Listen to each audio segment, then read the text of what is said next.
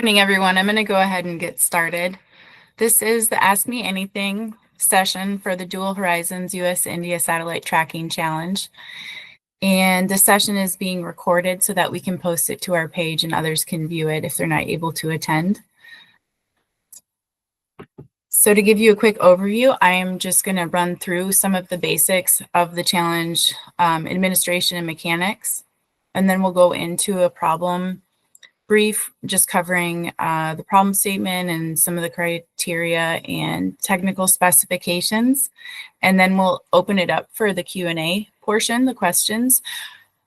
And in order to get your question in, if you can look to the bottom right and see that the little activities button in the shape of a triangle, if you click on that and scroll down, you can see the Q&A button where you can put in your questions. So once we get to the Q&A portion of this session, we'll work through the questions that are in there queued, and I'll go through them in the order that they were received. And so that's how we'll do questions. And then at the end, if there's any extra time after we get through the questions, we can continue to have more discussion if there's still time available. And so that's how we do the questions. And again, welcome everyone. Thanks so much for being here. We hope that this time caters a little bit better to the India time zone and that it was a little bit easier for some of you to join. My name is Angela Austin. I'm the lead challenge program manager with Defense Innovation Unit. And this is our second challenge with the IDEX team. And so we're super excited to have you all here, and I'm going to go ahead and advance to the next slide. So just as a general overview, I'm sure you're all aware this is a challenge to identify algorithms to detect and track satellites in low Earth orbit in contested environments. We have a prize pool of 150,000 available for the top performer or performers. And the partners in this challenge are Defense Innovation Unit. We have U.S. Space Forces, Indo-Pacific, and then we have Space Domain Awareness Tools, Applications and Processing Lab, TAP Lab, and then we have India's Innovations for Defense Excellence. So some of the key dates I want you to keep in mind are the submission deadline, which is January 9th, and we will close it at midnight Eastern time on January 9th. And then on February 27th, that is the day we have scheduled for our virtual pitch event. So from the closing of the solicitation, we'll go through our internal processes to down select, and then notifications will be sent out to the finalists. And that's to let you know that you're invited to the virtual pitch event. So that's how that part will work. And here's the full timeline. This is our second Ask Me Anything session. The first one, if you wanted to go back and take a look at it, is on our event page, the Ensign event page. And we also have a document in there with the questions that were asked and then the answers to those. And so, again, these are just key dates to keep in mind. And the week of February 17th is when we'll do a pitch pre-recording. That's also something to keep in mind. As far as the submission requirements, I think with that first AMA, it kind of opened our eyes that there was some confusion with how the challenge was being put off or put out there and what we were providing. And so to clarify, the submissions are going to be evaluated on the white paper and pitch deck submissions. So you're not required to deliver a containerized algorithm or enable methods for interfacing with their capability. And we can get to any questions on that later, but I wanted to clarify that because I think that was an area where some were confused. And then this is the white paper submission requirements here, 4 pages. And this is all on our website too, but I bring it here in case it comes up. We can defer back to this slide. This is for the pitch deck submission. It's 10 slides, horizontal PDF. And I'm not going to read through the entire problem statement. again, it's here in case we need to defer back to any of the language in here at any point, but this is all on our website as well. Everything in these slides is on our website. And then we recently made a couple updates to our solicitation in this section here regarding the context. And so I wanted to also talk through that. So we have a static data set that's available that participants may or may not use. It's completely up to you. And there was some confusion on whether or not there will be an API provided, and there won't be. So I want to clarify that as well. But some of the language here was adjusted just to account for making these a little bit clearer. And then with our technical specifications and guidelines, I will defer to either Andre or Greg Wilson. If either of you want to talk on the specifications here, that would be great. Yeah, I can. Thank you. Sure. So yeah, so I think Angela mentioned that we're not expecting that algorithms or ways to interface with algorithms, i.e. an API, are delivered. But I think the thought is that when you're kind of building your algorithm, and if there ends up being an opportunity to transition it, these are the kind of the ways that we would like to interface with the algorithms. So this is more kind of for reference to keep in mind as you're building out your capabilities. So really, if we were to be able to transition this type of capability, we'd be looking for you to be providing high quality state vectors and propagating them into the future. And we would, most likely interface them via an API or some sort of streaming service. And looking at the problem statement, really kind of focus on providing high quality tracks for satellites over the U.S. Indo-PACOM area of regard. So that's kind of what the focus really is. So great, thank you, Andre. Yeah, mostly context to kind of help you build out your capabilities. And apologies, I didn't introduce Andre. His full name is Andre Candido, and he is with Defense Innovation Unit with the Space Portfolio. So that's how he's involved with this challenge. And he'll be speaking on some of the more technical questions today and helping to respond to those. This is our judging criteria that we also have listed on our website. So as I mentioned, the submissions will be graded or scored based off of your white paper and pitch deck submissions. And then this is the criteria that they're going to use to provide the scores for that. All right, I'd like to move along and start working through some of these questions. So I'm going to pull up the Q&A here and just work through them in the order that they were received. Okay, first question. There's no sort of an evolving process that we're building for how we evaluate everything that we do across the board. All of the programming that we do, all of the individual efforts in order to make sure that we're aligning to kind of what is the appropriate use of our resources and time. There are papers published already on Kalman filter-based tracking algorithms with results of up to 76% accuracy of maneuver detections. Is that sufficient? Over to you, Andre or Greg. So I think in terms of that being sufficient, I think those are maybe two kind of maybe separate but related questions. I wasn't sure, but regarding the second point there, I think Angela had the evaluation criteria up previously, and I think that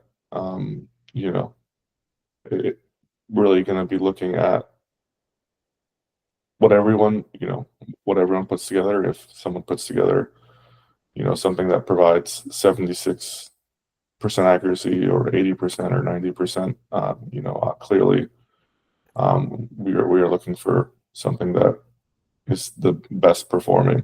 Right? I think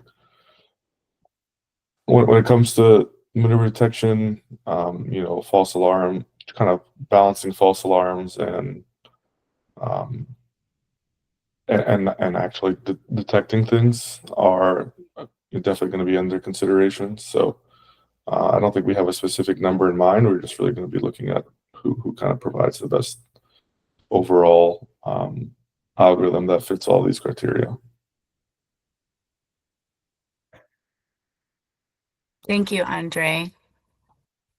I'd also like to just pause from the questions for just a moment because I realize we have Deshant Loda here with IDEX. And so I'd like to say welcome to you. And would you like to share a few words about this challenge or anything while you're here? Yeah, hi. Good evening. Good morning, Angela, and good evening to the folks joining from India.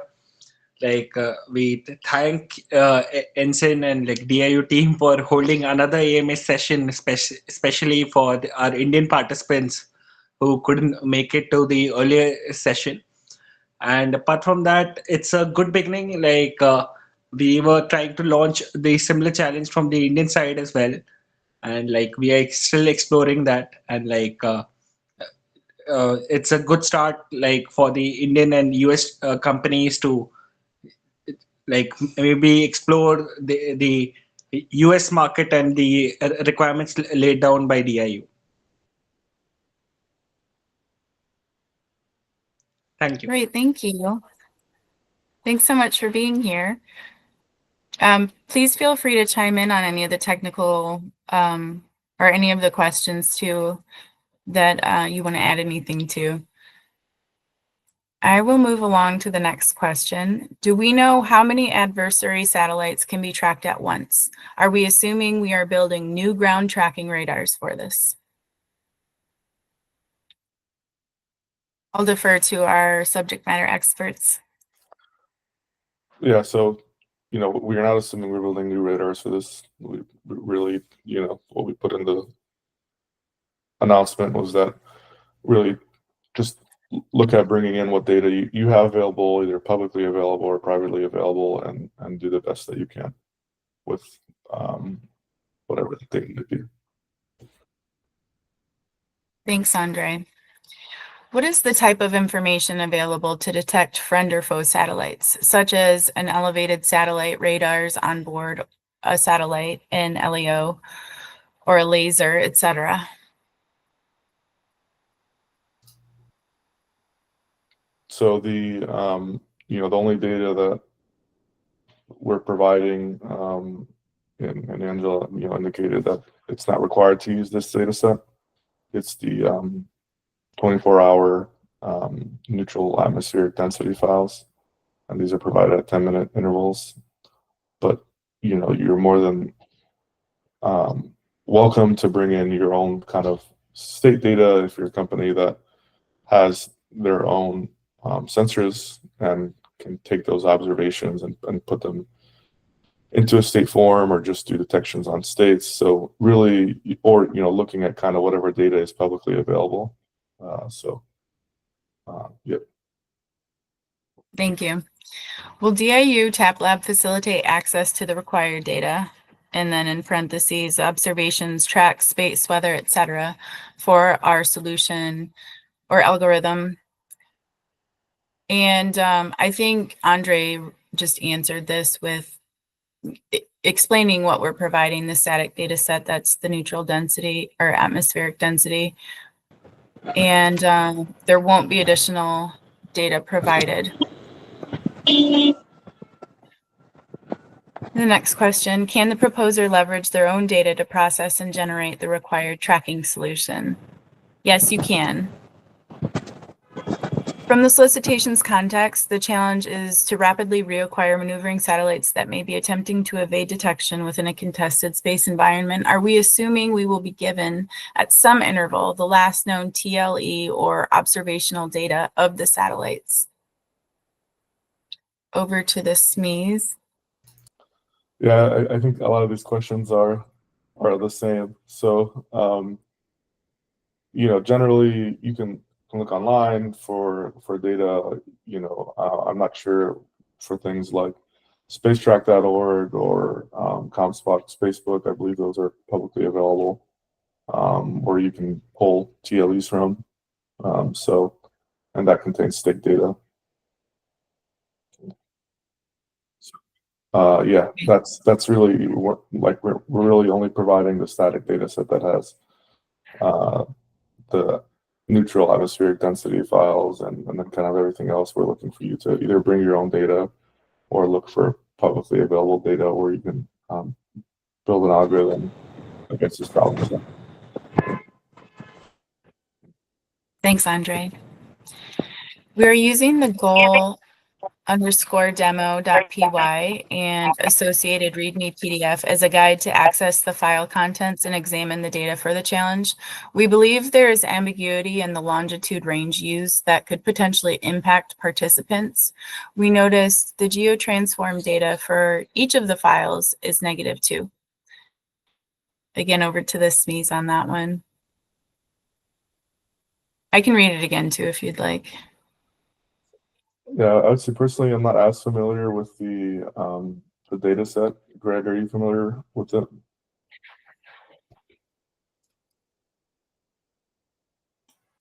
Generally speaking, yes. I don't think that we have run into a question that's specific as this, but I can say that the information is a global data set on a lat long coordinate system, and that is used to transform into any type of geographic information system that you might have. So I don't expect that people will find difficulty in translating the file structure that we have in OGC coordinates into any type of geographic framework. Over. Thank you, Greg. And did you want to do a quick introduction so they know how you're involved with this challenge? Yeah, just in general terms, we're involved in the Space Domain Awareness Project, and this is one of the areas that we provide environmental information for space domain classification and clarification. And so we're hoping that this will be useful, but we're also hoping that people will bring in any other types of information that's necessary for this particular challenge. Over. Thank you, Greg. Next question. Can you help us understand how to access your static TLE dataset? We are able to see the neutral density data. That is what's in the static data set, unless I am missing something with this question. Did you have anything to add, Andre? Yeah, it's just similar to a lot of the questions that we're getting, so maybe we can look at adding some more clarification to the announcement. But we are not providing any TLEs. That's where we're looking for either you to bring in your own data or looking at kind of what's publicly available. Thank you. While the API output of the proposed solution is well-defined, state vector TLE, we seek clarification regarding the user inputs. What specific parameters would a user typically input to obtain the relevant tracking solutions? Yeah, maybe we can ask, are we able to ask the person to unmute and kind of provide clarification there, or? This one was, yeah, we can. This was submitted by Anonymous, so I'm not sure who this was, but if you want to go ahead, whoever submitted this one, and clarify here, please do so.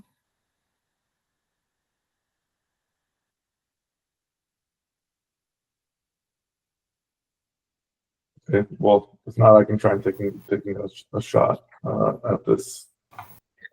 Hello. Go ahead, yeah. Am I audible? Yes. Okay, so essentially what the question we are asking is that while we understand the deliverables and the outputs that need to be delivered will be in the form of tracking solutions, as in the state vector or TLEs, we want to understand when we deliver this algorithm, what would a user typically put in as the input, as in, like, would it be the position of a particular satellite, or would it be a particular time frame? So we essentially want clarification on that. Like, what would the user input into the algorithm to get the tracking solution? I see. Yeah, thank you. Just wanted to confirm. So I think you can, approach this a few different ways. You can kind of imagine that there's an entire catalog of satellites, that maybe you or companies managing, and you're essentially monitoring all the satellites in a specific catalog, and anytime that there is a maneuver or an activity of interest, you kind of have like a streaming service or API that says, oh, I'm managing an entire catalog, and this specific object, that recently transited over the Indo-PACOM region has maneuvered. So in that case, there's not necessarily an input. That's kind of assuming that you're managing an entire catalog, and you're kind of just sending notifications when something has changed. Another option might be is maybe we're interested in just a subset of objects,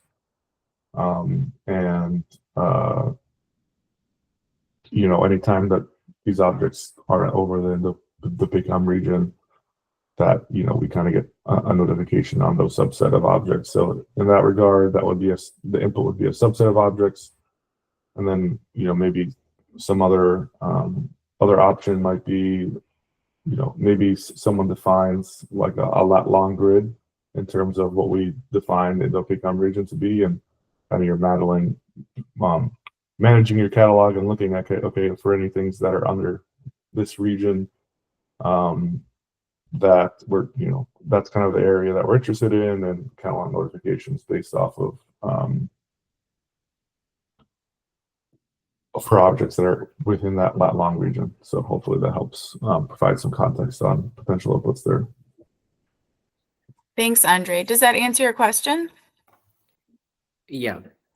So as I understand it, you essentially would want information on notifications delivered for objects that will be transiting over the Indo-PACOM region for a specific time period, or like any time period, essentially. Yeah, I think in a like real, it's, I would say, if possible, kind of building out a real-time type system, right? It's not, it's, so that it's kind of happening real time, as opposed to like us focusing on a subset or over a specific time window in the past. But I think kind of querying and going back to do that too is important. So yeah. Thank you. Thanks, Andre. Okay, the next question is, does the government have a listing of approved data sources that participants may interact with? We're not providing a list of resources. I know, Andre, you referenced a resource previously in this AMA. Did you want to just repeat that and add maybe any other resources? We're not providing like an actual list, but I think you referenced like some publicly available data that they might be able to use. Yeah, so at least some of the publicly available data sources that I'm aware of are things like U.S. Space Force Space Track. So most commercial companies kind of build catalogs based off of that capability, or I think things like Comstock Spacebook, I believe, is publicly available. And then even if you were to kind of find data sets, you can look at like AMOS. AMOS is a big kind of space domain awareness conference that a lot of people kind of publish papers to, and they reference data sources. So I don't think we're necessarily kind of like considering these to be approved data sources, but just kind of if you're in industry building out kind of capabilities from a commercial perspective, these are all data sources that people usually use. So. Okay, thank you. The next question, Andre, excuse me, if you're able to look in the Q&A and the activities button, it might be easier to respond to this. Yep, I'm It's like looking at the, it up here. okay. Yeah.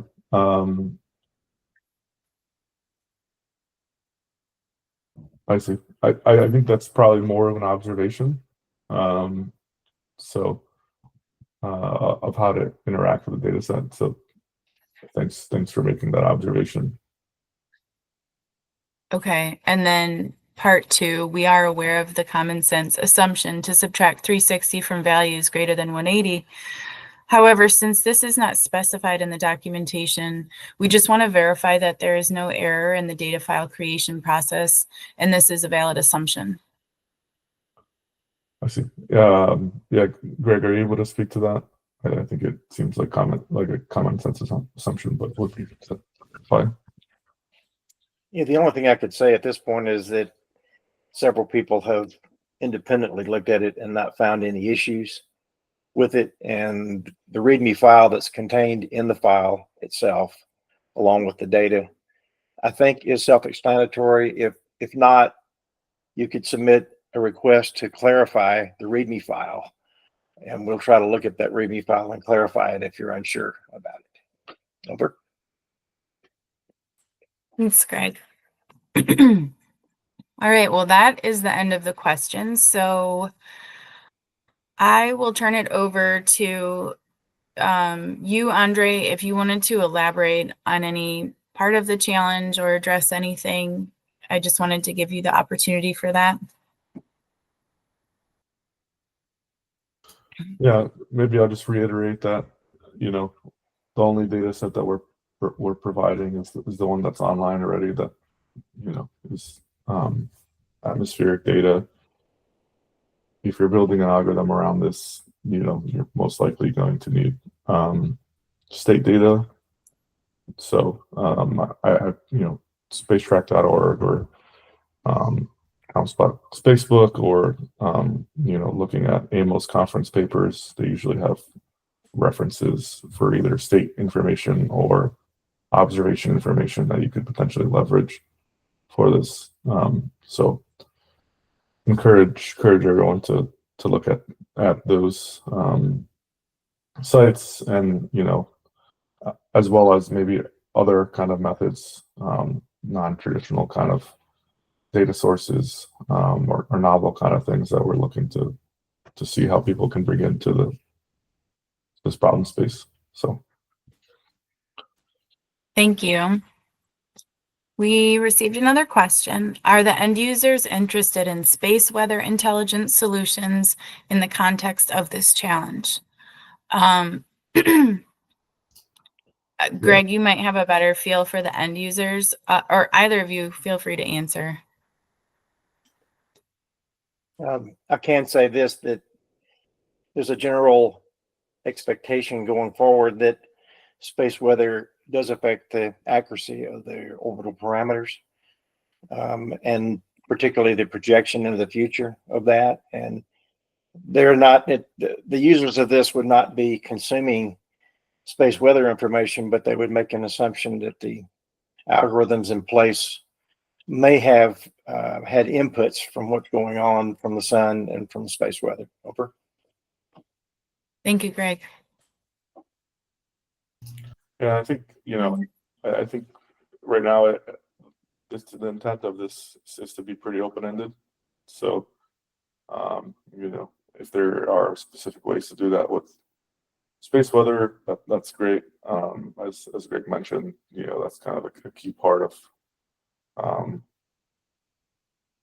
situational awareness in terms of what's happening in space. But there might also be kind of other novel things that you could do to include as part of your data set. So Thanks, Andre.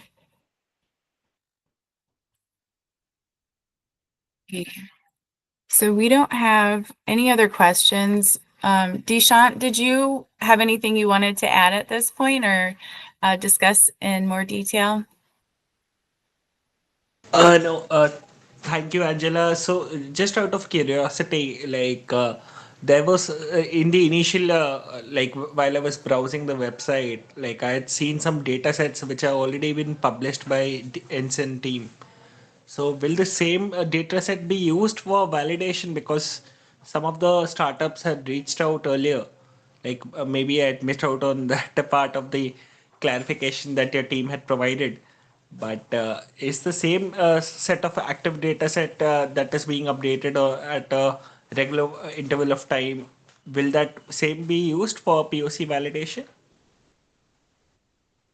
I can take Thank this. you. Yeah. Okay. Yeah. So we talked about this, and I think, because we're not requiring participants to use the data set that was provided, we are not planning on using that for validation. I think, right now, for reviewing the submissions, it's really, evaluating the white paper and the presentation based off of our experience. So as those things are being built, we're going to be looking for, participants to really kind of show the work that they're doing and why they believe that their algorithm is operating effectively. Thanks, Andre. Thanks. That really helps. Like, hope the session was useful for the startup community who had joined in. And like, thanks again to the DIU Ensign and like the team from SDA team who had joined in for the technical session. Thanks. Thank you. We're so glad you're here. I'll give it a couple more minutes just to see if any questions come in, but it looks like we haven't had any a few minutes, so give it maybe another minute or two. So if you have anything still lingering, please go ahead and put it in the Q&A, or you could also raise your hand and ask it. So let's leave us another minute for that.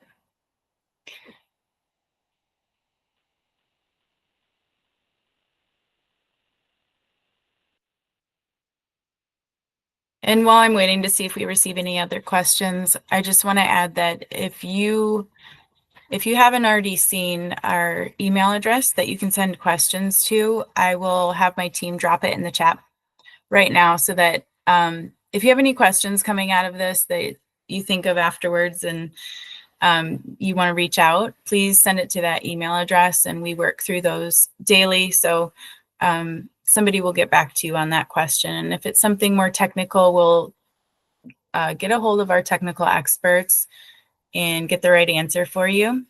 So Joy or Megan, could you add our email address to the chat, please? Thank you so much. So that's there. Let me just open up the Q&A one more time and see if I received any additional questions.